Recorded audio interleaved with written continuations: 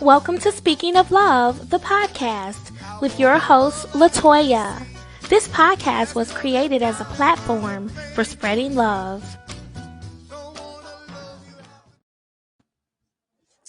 Hello. Welcome to Speaking of Love, the podcast. I hope everyone is having a beautiful day today. Today is Saturday, and I am here with another episode of Speaking of Love. For those of you who are not familiar with my podcast, I want to let you know that this podcast was created in honor of my father, Herman McAlpin Jr. My father was a radio TV broadcast engineer for many, many years here right in the city of Detroit. And unfortunately, on March 2nd of this year, my dad committed suicide. So I started this podcast as a platform for spreading love, to bring hope and awareness to people who may be struggling with mental challenges or depression or whatever your issue may be. I am here to help you and to bring love into the situation, because love is what we need in this world today. Today, this is my 32nd episode of Speaking of Love, and I am so proud, so proud of this platform honoring my father. And I want you all to know that today is going to be a little bit different. My format will be different today. I am going to speak solely about suicide awareness and suicide prevention. I have become an advocate for suicide awareness and prevention since my father passed away on March 2nd. And in that time, I have met some of the most amazing people whose lives I have touched, people who have touched my life.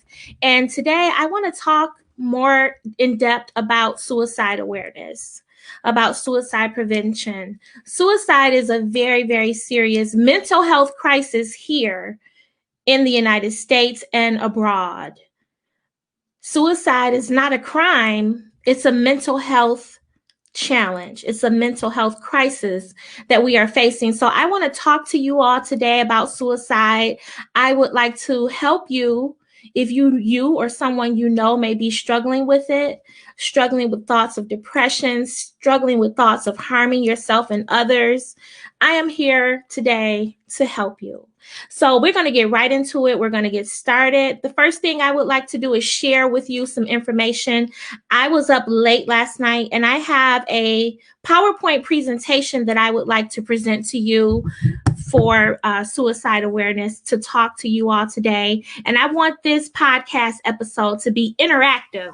So if there's something that you would like to discuss, anything that you would like to say during this podcast, just type in your comment and I will definitely address your concern. So right now, I'm going to share my screen with you. Just a moment. I'm going to share my screen with you. I want to just a moment. Okay, so what I'm going to do now is I am going to pull up my PowerPoint presentation. And hopefully you guys can see this. I'm going to talk to you today just a moment. Let me just make sure this is working.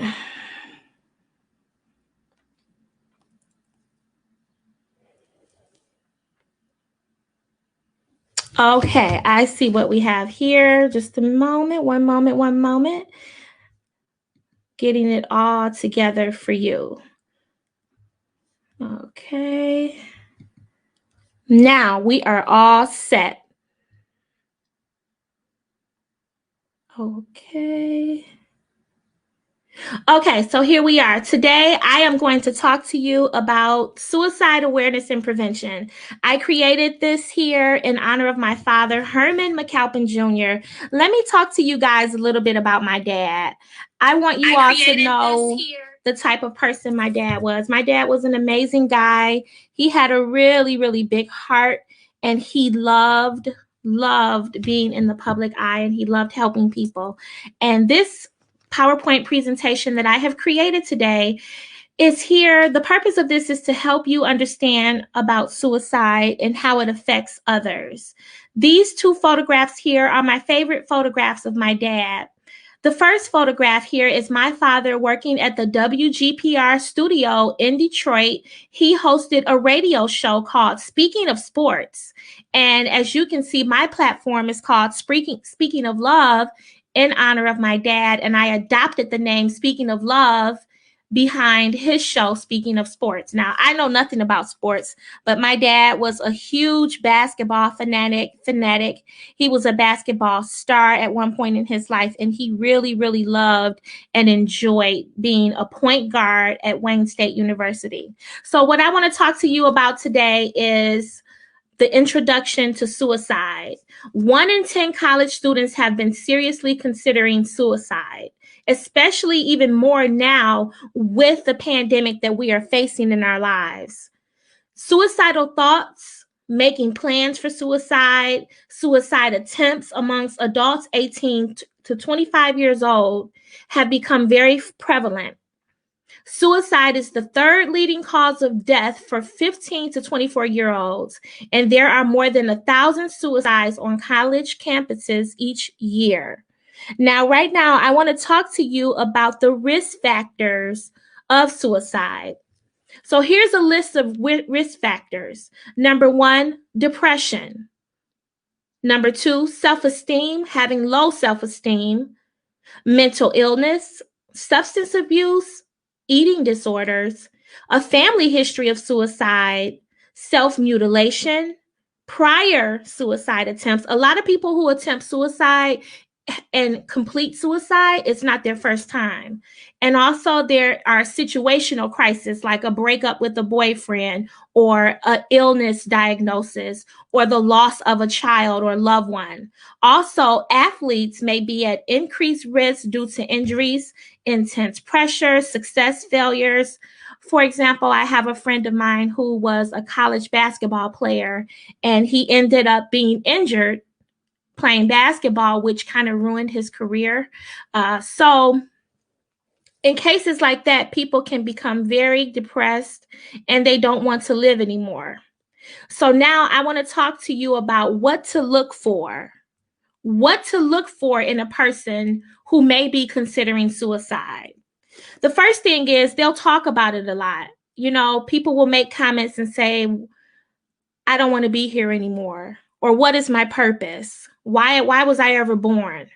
People who withdraw from their friends and family, maybe even withdraw from their teammates, making statements about feeling hopeless, helpless, or worthless. Dramatic changes in moods, preoccupation with death, people who have been consumed with learning about death, looking up things on the computer about death, Google searching ways to commit suicide. Those are all common factors to look for. People who have a purposelessness, no sense or reason for living.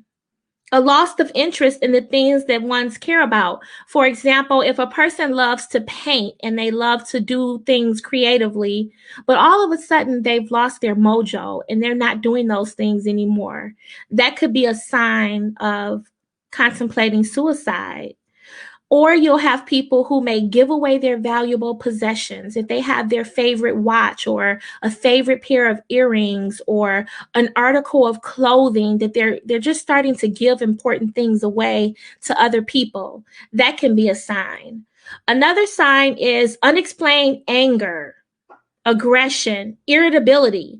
A loss of an important relationship is also one as well. And we talked about that earlier, where losing a loved one, losing a relationship, being in love with someone and that person walks away from you and they leave you by yourself, that can be a cause for you to start to contemplate suicide. So we're going to go to the next slide. How to start. When you become concerned about a student or an athletics person's well-being or your friend or loved one, you can ask them the following questions. Do you feel like your mood has changed lately?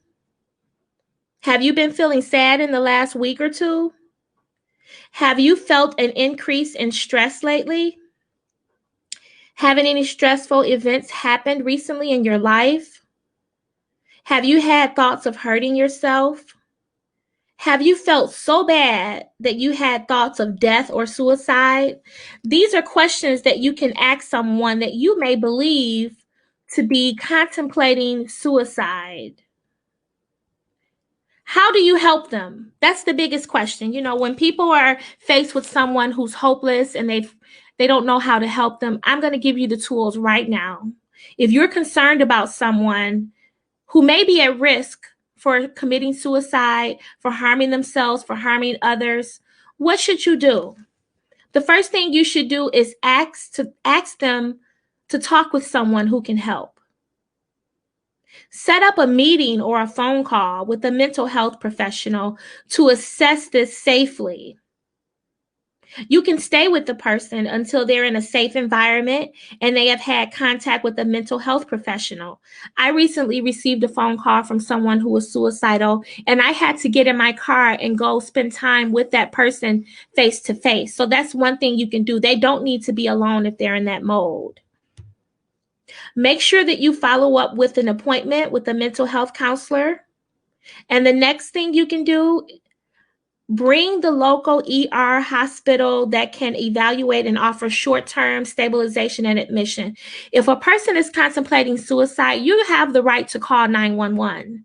You have the right to call 911 to get help for them, and they will place that person in a mental institution or maybe a hospital for at least a 72-hour hold to assess their condition to find out where these thoughts are coming from. The next slide. I have a very important area I want to talk to you about, which is a lot of common myths. There's a lot of stereotypes, and there are a lot of myths about suicide. So asking someone about suicide will increase their risk of suicide. It has been shown that asking someone about suicide actually lowers their anxiety. It opens them up to communication, and it lowers the risk. So please don't be afraid to ask someone if they're having suicidal thoughts or if they feel like they don't want to live anymore. It's not true that asking them that will make them want to kill themselves. That's not true. The next item is only experts can stop a suicide. This is another myth. Anyone, you, me, our beloved pets, our parents, our cousins, our friends, our neighbors, anyone can stop suicide. All you have to do is listen, show you care, provide hope, and let them know that you're not leaving them and that you're there for them.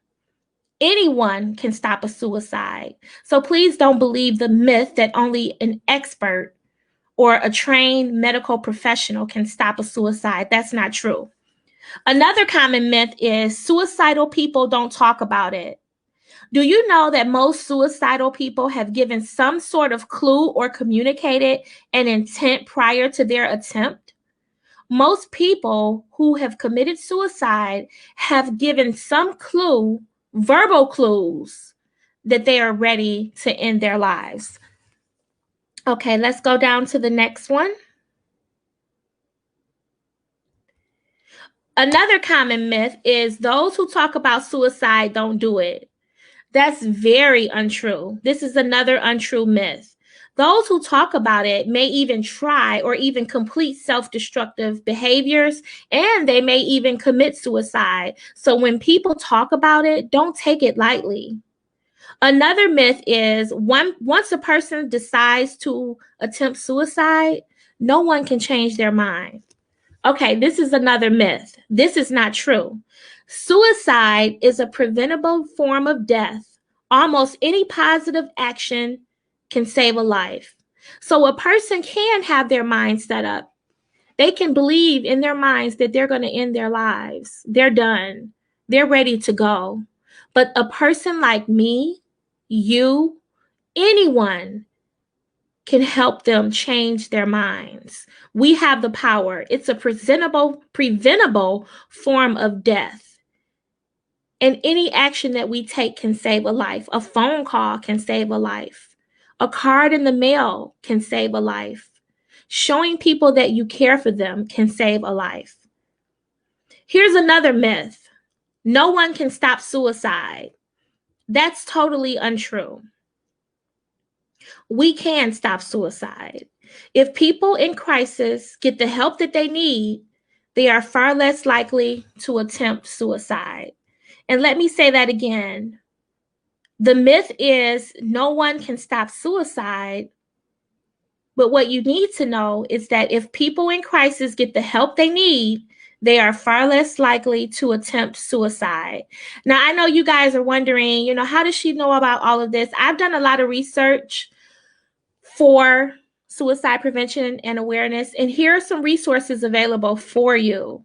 We have the suicide hotline, the National Suicide Prevention Hotline. Please take down the phone number here.